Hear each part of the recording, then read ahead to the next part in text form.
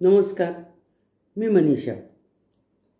काल माझ्या वाचनात एक छोटीशी गोष्ट आली की एका गावात एक मोठा धनाढ्य व्यापारी असतो. म्हणजे त्याचा बंगला म्हणजे अगदी राजवाड्यासारखाच असतो. खूप मोठा म्हणजे श्रीमंत असा तो माणूस असतो. आणि एकदा त्याला त्याच्या कामासाठी म्हणून विमानाने प्रवासाला जायचं असतं. तर त्याचं बुकिंग वगैरे झालेलं असतं विमानाचं. आणि आता जायचं 1-2-4 दिवसांनी. मग सगळीकडं चर्चा घरामध्ये पण वगैरे होतीच ना. तर त्या वॉचमनच्या कानावर गेलं आणि वॉचमननं सांगितलं, त्याच्याकडे जो वॉचमन होता त्याने, साहेब साहेब म्हणलं, तुम्ही हे जे ठरलं आहे विमान त्यानं जाऊ नका. तर तो व्यापारी म्हणाला, का रे बाबा असं का म्हणतोस तू? तर वॉचमननं सांगितलं, मला काल रात्री एक स्वप्न पडलं आणि त्याच्यामध्ये ते विमान म्हणजे कोसळलं आणि त्यातली सगळी माणसं गेली. तर तुम्ही काही याच्यातनं जाऊ नका. तो म्हणला, होय बरं.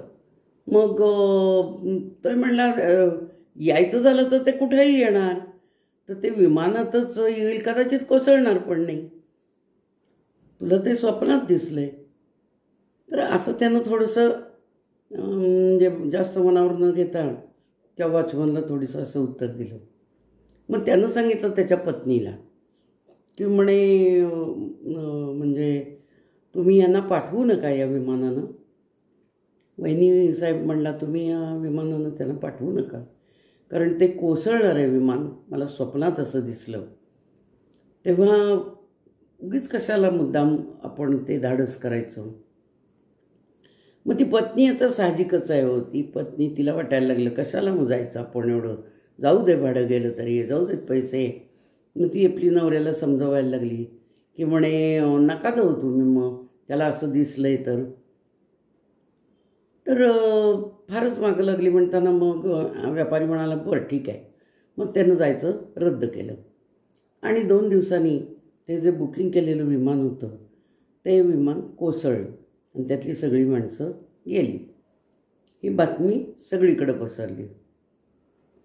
मग त्या व्यापाऱ्याच्या बायकोला इतका आनंद झाला की ती म्हणाली, बघा मी तुम्हाला म्हणलं होतं की नाही यांनी जाऊ नका म्हणून, त्याला दिसलंय तर कशाला जायचं, तर तुम्ही गेला नाहीत, खूप बरं झालं आणि तुमचा जीव वाचला. असं तिला खूप आनंद झाला. व्यापारी काय नाही म्हणजे ठीक आहे म्हणला, काय झालं ठीक आहे, तर मी नाहीच गेलो ना.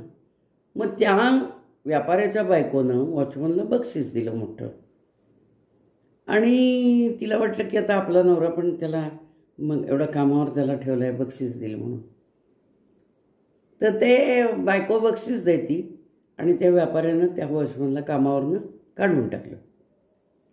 तर म्हणे, काय हो 2 दिवस झाले तो वॉचमन दिसत नाही ज्याच्यामुळं तुमचा जीव वाचला तो. तर म्हणे, नाही त्याला मी कामावरनं काढून टाकला. हे काय म्हणाली, तुम्ही तुमचा जीव एवढा त्याच्यामुळं वाचला, त्याला स्वप्न पडलं, त्याने आपल्याला आधी सांगितलं आणि तुम्ही त्याला कामावरनं काढून टाकला बक्षीस द्यायच्याऐवजी. तर म्हणे, हो मी कामावरनं काढून टाकला. म्हणे, असं कशाला केलं तुम्ही?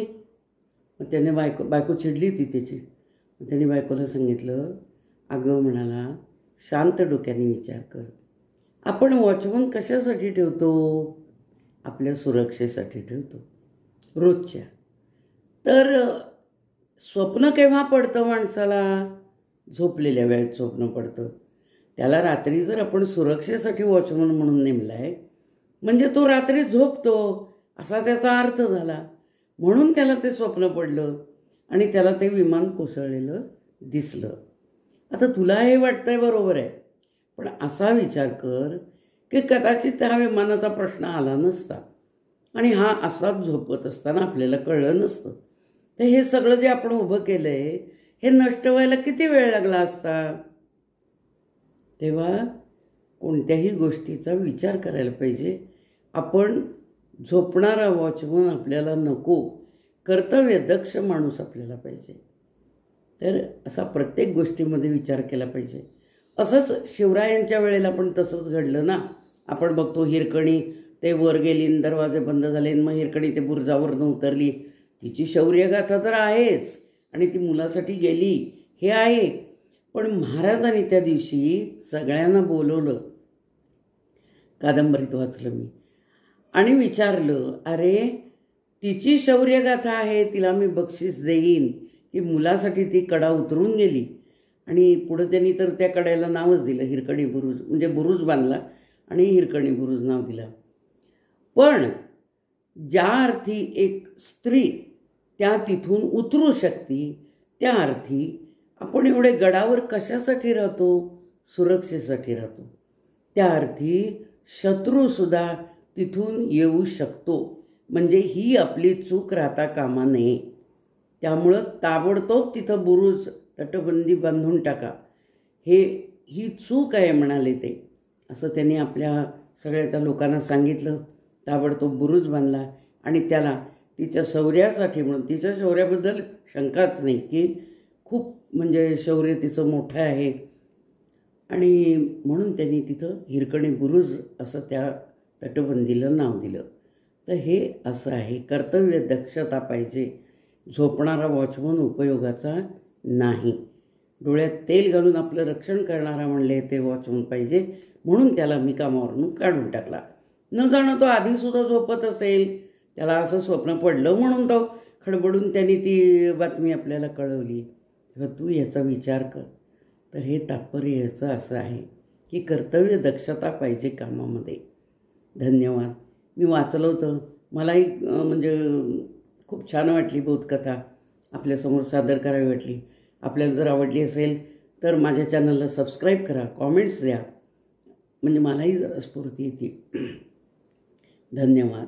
जय श्रीराम.